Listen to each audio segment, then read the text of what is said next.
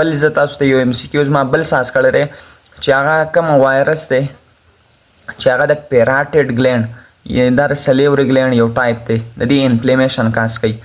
نو زموږ سره ډېر شي نومونه ما دلته لیکلي سمال پاکس او ممز صحیح شوه انفلوینزا او هارپیز. بسم الله الرحمن الرحیم. السلام علیکم ډیر ویورز، تاسو ټولو ته زه په خپل چینل کې خوش آمدید وایم. څنګه چې تاسو ته پته مونږ د امډیکیټ یو سیریز شروع کړی و، په هغې کې مونږ پس لیکچر الریډي اپلوډ کړی دی. نن به مونږ لیکچر نمبر 2 ستاسو سره شریکو او نن زمونږ لیکچر هم د ای سیلولر لایف نه دی. نن به مونږ په وایرل ډیزیز باندې بحث کوو، ایچ آی وي باندې به لږ بحث کوو، بیکټیریوفیج باندې به بحث کوو او چې کومه اهم پوینټس دي په هغې به بحث کوو. لکه فار ایگزامپل چې کومه مین پوینټس دي د ام سی کیوز ریلیټډ نو هغه به ډسکس کوو. وایرل ډیزیز د دې سلیبس حصه ده، ایچ آی وي پکې ورکړی دی. هغه ډیزیز چې د وایرس د وجې نه کېږي هغه ته وایرل ډیزیز وایي. دې کې به مونږ مین فوکس ورکوو په کازیټیو ایجنټ چې د کوم وایرس د وجې نه دا بیماري کېږي. نو نیم اف وایرس به ډسکس کوو. جینوم یعنې د دې وایرس چې کومه جینوم دی آیا په دې کې ډي این ای دی که نه آر این ای دی، او آیا دا انویلپ دی که نه نیکډ دی، مطلب هغه چې کومه پرده وي د کیپسیډ نه غیر چاپېره هغه پکې شته او که نشته. لکه فار ایگزامپل یو ام سی کیو زه ستاسو سره پاره سازوم. فار ایگزامپل ټایپ اف هیپاټایټس کاز بای آر این ای انویلپ وایرس، یعنې د هیپاټایټس کوم قسم دی چې هغه د وایرس د وجې نه کېږي خو هغه وایرس زموږ سره څه دی انویلپ وایرس دی. اپشنونه ما لیکل دي ایچ ای وي، ایچ بی وي، ایچ سی وي، ایچ ډي وي. نو د دې کریکټ اپشن زموږ سره دی ایچ سی وي. صحیح شو؟ د دې د وجې نه چې کومه هیپاټایټس کېږي نو دا اصل کې دا چې کومه وایرس دی نو دا انویلپ وایرس دی او بل آر این ای وایرس دی. اوس که تاسو دلته سوچ وکئ دا نور هم ما لیکل دي. ایچ ای وي چې کومه دی دا آر این ای وایرس دی خو نان انویلپ دی. ایچ بی وي چې کومه دی دا زموږ سره ډي این ای وایرس دی او انویلپ دی. ایچ سی وي چې کومه دی دا آر این ای وایرس دی او انویلپ دی. او دغه شان دي زموږ سره ایچ ډي وي هیپاټایټس ډي چې د چا د لاسه کېږي.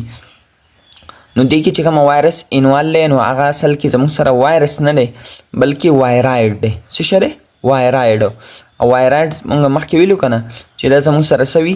آر این ای وي او انفیکشیس وي، مطلب آر این ای خو بیماري پیدا کولی شي. اوس دلته یو ام سی کیوز به بل یاد کړئ.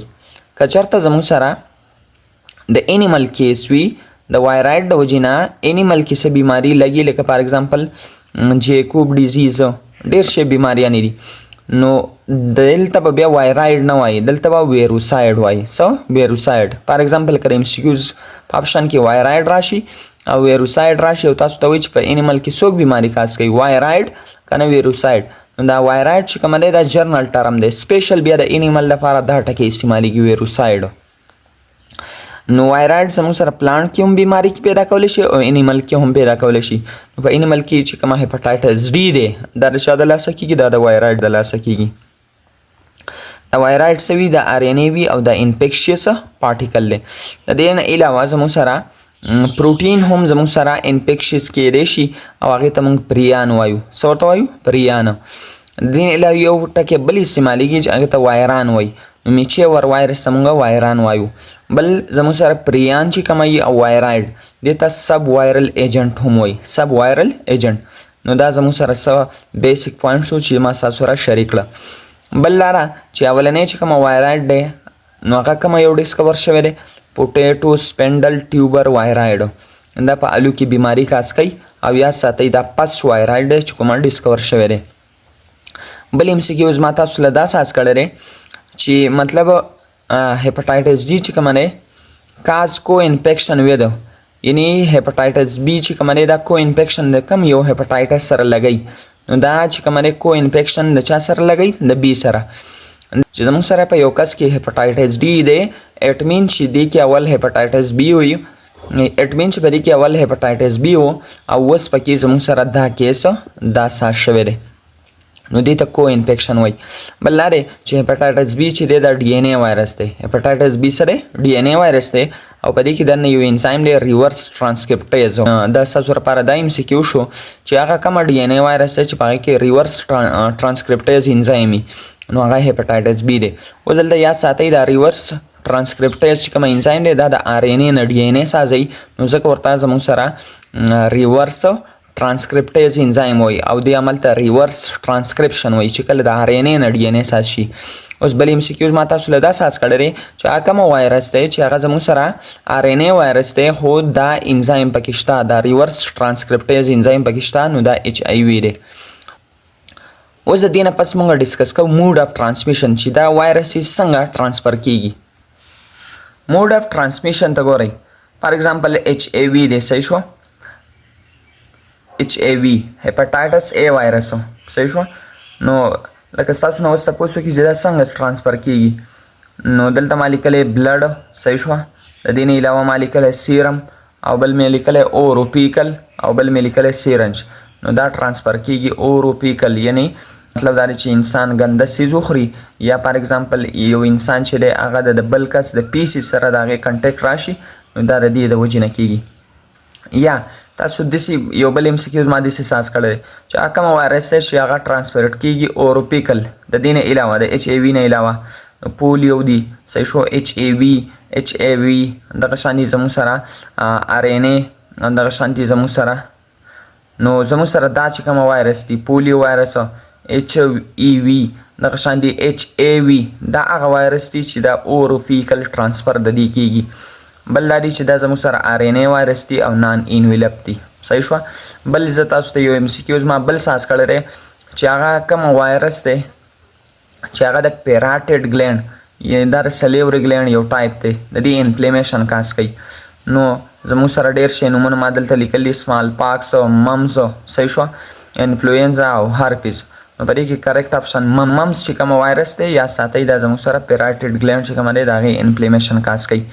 اوس سمال پاکس دا DNA وایرس دی دا یا ساتئ او انویلپ دی صحیح شو. ممز چې کوم دی دا زموږ سره RNA وایرس دی او انویلپ دی. انفلوینزا زموږ سره RNA وایرس دی. هارپیز چې کوم دی دا هارپیز چې کوم دی دا زموږ سره DNA وایرس دی او انویلپ دی. نو دا زموږ سره لږ موږ د ټرانسمیشن په باره کې خبره وکړه. یو بل پاسیبل MCQs ما داسې د ټرانسمیشن په باره کې دلته زموږ سره ساز کړی دی چې ویچ اف د فالوینګ از وایرل ډیزیز ډېر شي بیماریانې ما دلته لیکلي نو په دې کې وایرل ډیزیز کومه دی ټیټینس انفلوینزا سایپیلس او دغه شان دي کولیرا ملیریا ټایفایډ د دې نه علاوه سمال پاکس هرپیز ټایفایډ دغه شان دي کولیرا یا کالرا هم ورته وایي ټیټینس ټایفایډ نو په دې کې زموږ سره یو اپشن هم نه دی صحیح شوه. نو په دې کې نن اف دیز اپشن پکار چې ما ساز کړی وی بهرحال نو په دې کې که تاسو وګورئ نو په دې کې یو اپشن هم دلته نشته دا خو ما تاسو د ټیسټینګ لپاره صرف دا MCQ ساز کړی په دې کې یو اپشن هم نشته. که دا ټیټینس وګورو دا بیکټیریا د وجې نه کیږي دا د وایرس د وجې نه کیږي او دا سایپیلس هم بیکټیریل ډیزیز دی. کالرا دا د بیکټیریا د وجې نه کیږي دا زموږ سره د پیراسایټ د وجې نه کیږي او دا د بیکټیریا د وجې نه. سمال پاک شو هرپیس شو صحیح شو. اوس که د دې ټایفایډ په ځای زه انفلوینزا ولیکو نو بیا پکې دا اپشن صحیح شي صحیح شو. دغه شانې کالرا ټیټینس او ټایفایډ په دې کې دا ټیټینس او ټایفایډ او دغه شانې کالرا دا زموږ سره سری بیکټیریل ډیزیز دي. اوس په دې کې داسې MCQs هم سازېږي چې په دې لاندینو کې زموږ سره صرف او صرف بیکټیریل ډیزیز کوم دي نو تاسو بیا اپشن ډي ته نښه کوئ. بهرحال دا زموږ سره څه شو یو MCQ شو د ټرانسمیشن په باره کې. اوس د دې نه علاوه مونږ بل چې دی مونږ ډسکس کوو اهم چې کومه ټاپک دی هغه د ایډز صحیح شوه. نو ایډز په باره کې مین چې کومه پوینټس دی هغه ما لیکلي دي چې که د ایډز لیکچر تاسو ګورئ نو زما په چینل شته.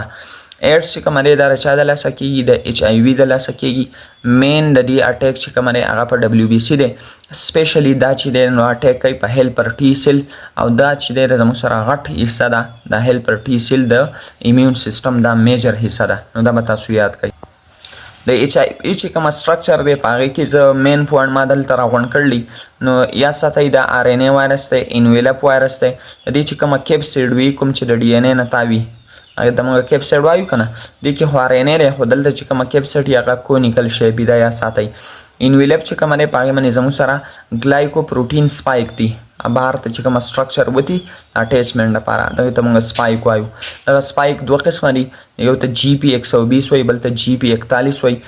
دا یا ساتئ د GP120 چې کومه دی دا 120 اصل کې د دې ډالټن کې ویټ دی او GP41 دا ग्लाइकोप्रोटीन دی جی پی مطلب ग्लाइकोप्रोटीन 120 د دې په ډالټن کې ویټ دی 120 د دې ویټ دی په ډالټن کې دا جی پی 120 چې کوم دی نو دا ایچ آی وي چې په کوم سیلونو اټیک کوي نو الته د هغه سیلونو پہچان کول دا هغوی ته اټیچ کېده دا د چا کار دی دا د جی پی 120 ریکګنیشن کوي پہچان کوي د خپل ټارګټ سیل او جی پی 41 چې کوم دی د ممبرین ته پیوژن کوي د دې په ذریعه مطلب مضبوطی راولي د خپل ځان او د هغه سیلونو کوم باندې بچ دا اټیک کوي یعنی د هغې سره یو ځای والی دا د جی پی 41 کار دی د ایچ آی وي چې کومه جینوم دی دا خو زموږ سره نارمل سره دا آر این ای دی خو یاد ساتئ کله چې دا پرو وایرس شي پرو وایرس څه ته وایي وایرل ډي ان ای انټیګریټډ انټو هوست ډي ان ای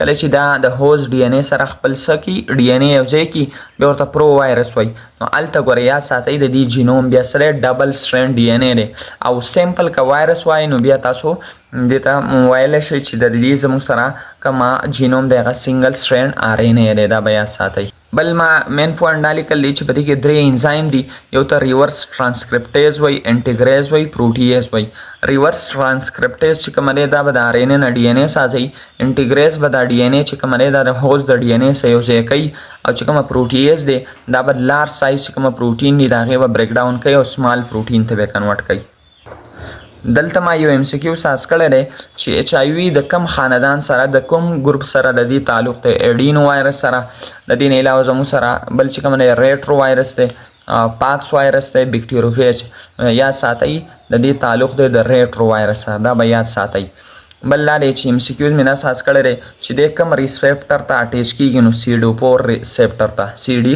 پور ریسپټر ته بل دا دی چې په کم سټپ کې چې دی نو دی صحیح مطلب ځان پټ ساتي خپل علامات او خپل نښې نه شو کوي نو هغې ته موږ لیټن پیز وایو هغې ته موږ څه وایو لیټن پیز د ایچ آی وي په لایف سایکل کې زموږ سره مینلی څلور سټیجز وي نو هغه اوس لږ ډسکس ایچ آی وي چې کومه لایف سایکل دی په دې کې مینلی څلور سټیج وي اولنی چې کومه سټیج وي هغې ته ای سمټمیټک سټیج وایي ای سمټمیټک سټیج کې زموږ سره زیاتر پلو وي لکه د یخنۍ والو په شان دي نښې وي او تبه وي سویلینګ اپ لیمف نوډز وي کوم چې غوټې وي په دې ترخونو کې نو په دې دا چې دی د دې سویلینګ کېږي دا بیا ډسپیر کېږي د 9 منث لپاره بیا چې کومه دویم سټیج دی هغې ته وایي ای آر سی ایډز ریلیټډ کمپلیکس په دې کې پرسسټنټ سمټم مطلب مسلسل پکې علامات دي تھرډ چې کومه دی هغې ته پول بلون ایډز وایي دا فاینل سټیج دی او یا ساتئ په دې کې ویټ لاس کېږي کمزورتیا راځي او بل دا دی چې زموږ سره اپرچونسټک ډیزیز چې دی راښکاره کېږي یعنی د موقع مطابق چې کومه دی مختلف جراثیم اټیک وکړي به د باډۍ منې او د باډي کمزوره کړي او مختلف جراثیم چې کله اټیک وکړي مختلف بیماریان یو پیدا شي نو دې ته اپرچونسټک ډیزیز وایي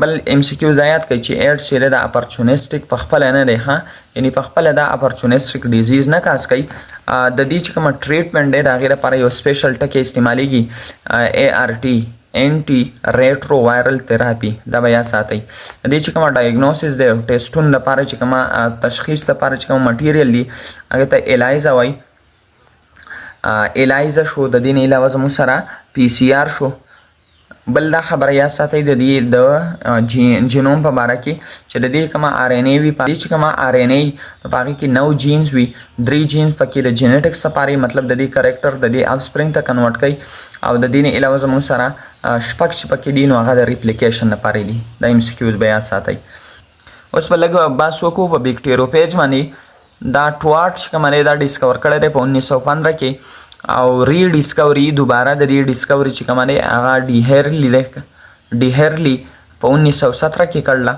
سټرکچر د دې کمپلیکس دی کمپلیکس سټرکچر دی ته وایي چې کوم وایرس کې یو هیډ وي بل ټیل وي نو دې ته موږ کمپلیکس وایرس وایو یا ساتئ د دې چې کومه هیډ دی هغه پولی هیډران دی ایکوزا هیډرل دی تقریبا په دې کې زموږ سره 20 سایډز دي او زموږ سره د دې نه علاوه زموږ سره چې کومه ټیل دی نو هغه راډ شیپ ده دې ته ټیټ پول شیپ وایرس هم وایي که د لایف سایکل خبره وکړو موږ د ایچ آی وي نو یا ساتئ که د لایف سایکل خبره موږ وکړو د بیکټیروفیج دې په ژوند کې 2 لایف سایکل دي یو ته لایټیک وایي او بل ته لایسوجینیک وایي مین ام سی کیوز دا دي چې لایټیک سایکل ته موږ ماسټر ان سلیو ریلیشن وایو یعنی د حقا او د غلام ریلیشن او لایسوجینیک چې کومه دی دې ته هوس ان ګیس ریلیشن وایي بل یو ټکی به یاد کړئ پروپیج څه ته وایي چې کله وایرل ډي ان اے د بیکټیریل ډي ان اے سره خپل ډي ان اے یوځای کړي نو دې ته بیا پروپیج وایي.